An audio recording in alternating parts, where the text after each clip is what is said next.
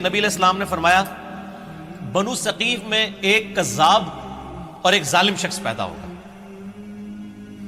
ایک کذاب اور ایک ظالم. کذاب کے بارے میں یعنی لوگوں کا دعویٰ ہے مختار ثقفی، ہمیں کوئی دلیل نہیں ملی. ترمذی سے ایک لے کے آتے ہیں، لیکن وہ امام ترمذی نے کہا ہے کہ کہا جاتا ہے. کہا تو بہت کچھ جاتا ہے، سند بیان نہیں کی.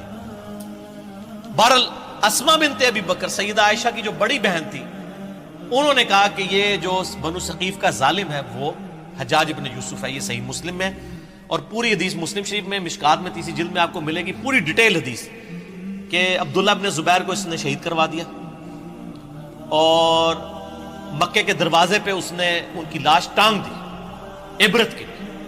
نعوذ باللہ. صحابی رسول کی، عام صحابی نہیں، صحابی رسول کا بیٹا، اشرف مبشرہ حضرت زبیر کا بیٹا، حضرت عائشہ کا بھانجا اور سیدہ اسما کا بیٹا.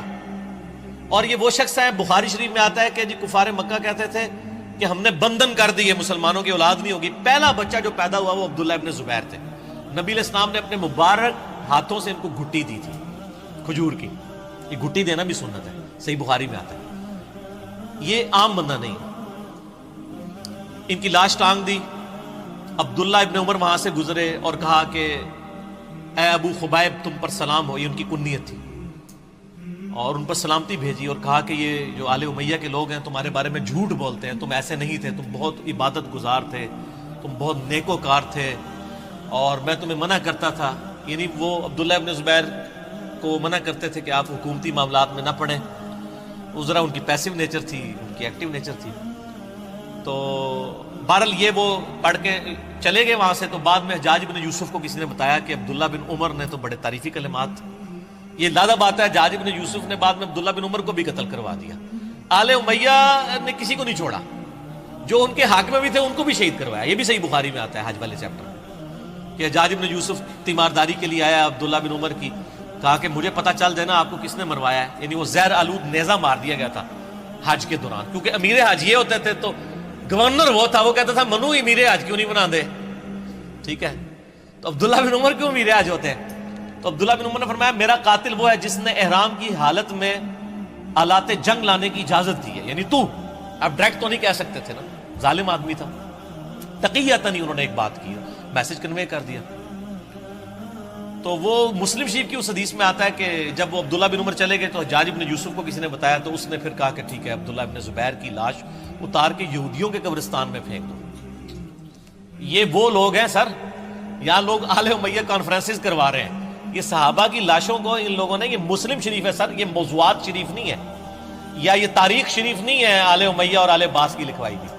یہودیوں کے قبرستان میں لاش پھینک دی اور پھر یہ کہا کہ اس کی ماں کو بالوں سے گھسیٹ کے میرے پاس لے کے آؤ. یہ مسلم شریف کے الفاظ ہیں.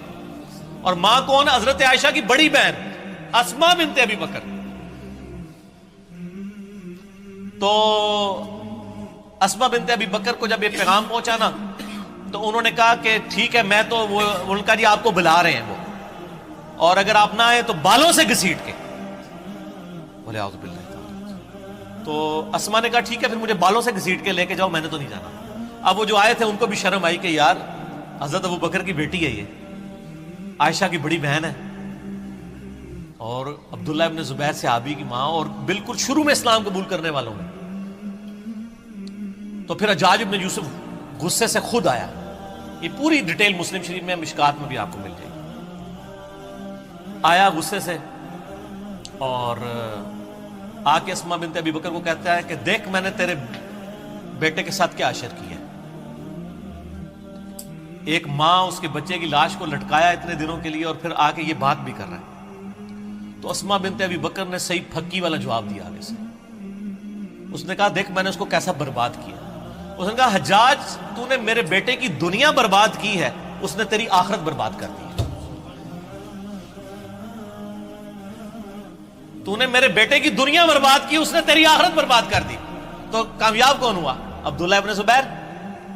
اور آگے مسلم شریف کے الفاظ ہیں کہ اسما بنت ابی بکر کہتی ہے کہ ہم نے رسول اللہ سے سنا تھا کہ بنو ثقیف میں ایک کذاب اور ایک ظالم پیدا ہوگا. کذاب تو ہم دیکھ چکے، ظالم تو ہے. حجاج بن یوسف سے کہا ٹھیک ہے. اور پھر فرمایا کہ میں نے سنا تو مجھے کہتا ہے کہ 2 آزار بند والی یہ سیدہ اسما کی یعنی آپ سمجھ لیں ایک خصوصیت کے طور پہ بیان کیا جاتا تھا، 2 آزار باندھنے والی۔ تو اس نے کہا ہاں، تو ان کا تجھے پتا ہے یہ 2 آزار کیوں تھے؟ ایک یہ جو آزار میں باندھا کرتی تھی نا ابو بکر اور رسول اللہ صلی اللہ علیہ وسلم کا کھانا لے کے میں غار ثور میں جایا کرتی تھی، اور دوسرا آزار میری تہمت ہوتی تھی جس سے کوئی عورت بھی آزاد نہیں ہو سکتی، اور اس وجہ سے میرا نام پڑ گیا تھا 2 آزار باندھنے والی، رسول اللہ صلی اللہ علیہ وسلم کا کھانا لے کے۔ تو آپ اندازہ کریں کہ آل امیہ نے ان لوگوں کو جنہوں نے اسلام کے لیے اتنی قربانیاں دی تھی ان کے ساتھ کیا کیا ظلم کیا۔ صرف آل رسول کے ساتھ ظلم نہیں کیے، باقی صحابہ کی اولاد کے ساتھ۔ یہ جو آج جو ہے وہ سعودیہ کے ریال لے کے ان کے فضائل و برکات جھوٹے بیان کرنے کی کوشش کر رہے ہیں، ان کو پتہ نہیں ہے کہ یہ بھی کیا کر رہے ہیں، یہ اپنی دنیا بچانے کے چکر میں اپنی آخرت برباد کر رہے ہیں ان کی جھوٹی وکالت کر کے۔ اور سر آپ کو حقائق اگر جاننے ہیں نا تو آپ یہ میرا ریسرچ پیپر پڑھیں، واقعہ کربلا کا حقیقی پس منظر 72 صحیح الاسناد احادیث کی روشنی میں اہل سنت کی مین اسٹریم کی کتابوں سے میں نے 200 روایتیں جمع کی ہیں، اکثر بخاری اور مسلم سے۔ تو یہ جناب حجاج ابن یوسف تھا اور یہ اس کی اصلیت تھی۔